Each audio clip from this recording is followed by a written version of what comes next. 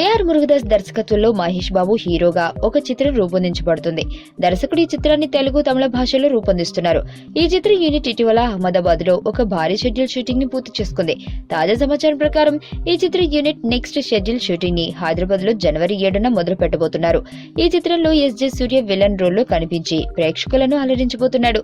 SV Prasad Thakur Madhu నిర్మాణంలో రూపొందుతున్న ఈ చిత్రంలో మహేష్ సరసన రాకుల్ ప్రీత్ సింగ్ హీరోయిన్ గా నటిస్తుంది. దర్శకుడు ఈ చిత్రం ఫస్ట్ లుక్ ని జనవరి 26న రిలీజ్ చేయాలని ప్లాన్ చేశారు. ఈ చిత్రాన్ని వేసవి సెలవుల్లో రిలీజ్ చేయాలని ప్లాన్ చేస్తున్నారు.